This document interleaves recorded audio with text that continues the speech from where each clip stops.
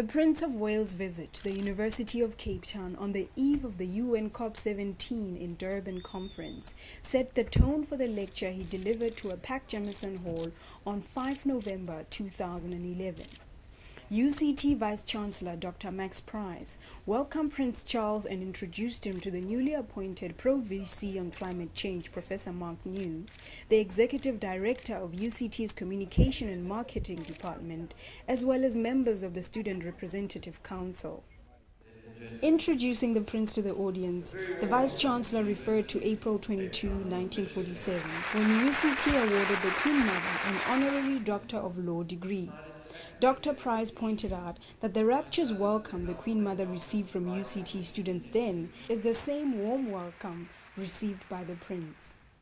A very warm welcome to the University of Cape Town on this special occasion, on the eve of the 2011 Climate Change Conference in Durban.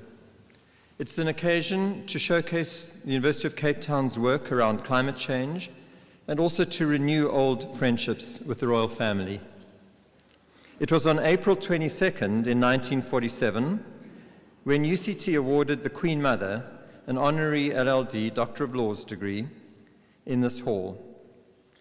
The documented outpourings of warmth by South Africans in general during that royal visit and what was reported as the rapturous welcome that she received at UCT from students in particular are, judging by today's response, the response to your entrance, obviously the same sentiments that have carried through here today. Of course, our close connection with the royal family does not end there with the Queen Mother's honorary doctorate, but also extends to the Queen Mother's brother-in-law, Edward, then Prince of Wales, who became the first Chancellor of the University of Cape Town in 1918, but had to vacate the position in 1936 when he became King Edward VIII.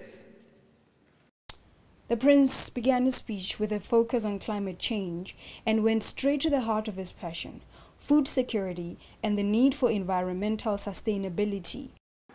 And as we are seeing, there is a growing mismatch between what we demand of the Earth's resources and the ability of nature's systems to respond. And I need hardly say that we will all be defined by how we respond. Now, ladies and gentlemen, in southern Africa, you are only too aware of the tensions that come from competing demands on the land. Land is the most fragile and precious of all our commodities. And, as I have tried to indicate over the years, there is mounting evidence that worldwide we cannot carry on as we have been without suffering some very painful consequences. What with the ever-growing need for more urban development and the pressure to produce more food, it is fast becoming difficult to maintain those essential services, such as the supply of clean water and ultimately to protect those areas that are rich in the diversity of life and which, whether we like it or not, are actually vital if nature is to continue sustaining herself and therefore us. Add into the mix the impact of climate change, and suddenly all the risks to stability are multiplied. Just consider, for instance, the way fluctuating food supplies and the spiraling demand for substances like biofuels lead to extraordinary volatility in food prices. Consider, too, the many problems that come from increased migration. This unholy combination can pose significant threats to national security, though the issues are rarely, if ever, seen through that prism. Now, I, for one, have been incredibly heartened by Cape Town University's decision to appoint a Pro-Vice-Chancellor for climate change, an idea which I can only hope will catch on elsewhere.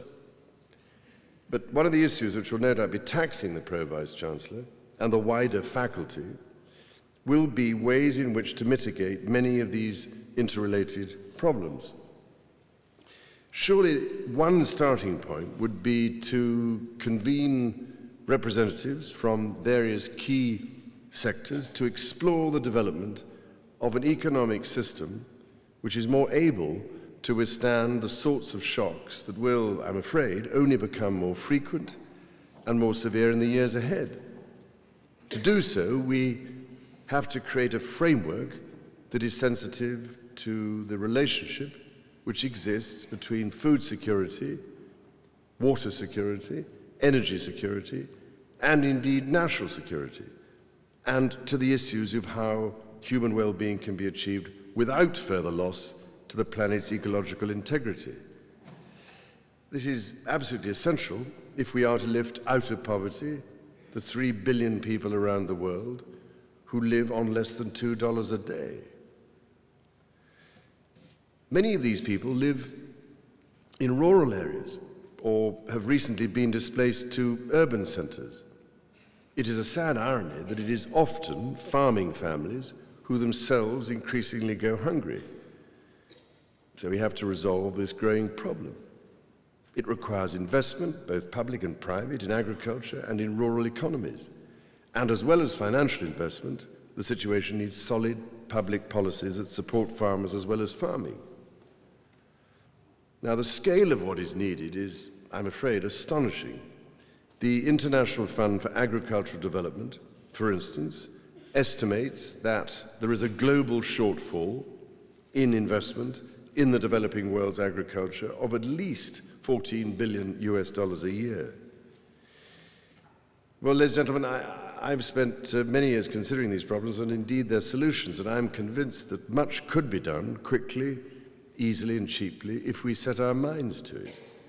If nothing else, surely it cannot be beyond the wit of man to work out how to reduce the 50% of food that is currently wasted post-harvest before it actually reaches market, or how to allow farmers access to easily available seeds that could double or triple yields, all without the need for new varieties of seeds. Alongside governments, if I may say so, the private sector also has a vital role to play, including those in the retail sector. They are very important agents for change. And I've been struck, for example, by the wonderful work done by Pick and Pay here in South Africa to link small farmers to retailers and consumers. And I'm sure that much more can be done in a similar way to build that relationship between consumers and farmers. In fact, I wonder if global organizations like the Consumer Goods Forum could help here by championing new ways to support more resilient farming through their supply chains. Now, I need hardly say that change must also come in our approach to how we utilize the global marine environment. And as you will know better than me, many fisheries are overexploited and some are close to collapse. Yet, 560 million people depend on fisheries for their livelihoods. South Africa has made important progress in recent years, especially in relation to the management of hake. And earlier today, I was able to see for myself how this fishery has become more sustainably managed and is certified by the Marine Stewardship Council. There has been enormous progress in reducing bycatch, including the inadvertent capture and killing of remarkable seabirds such as the albatross.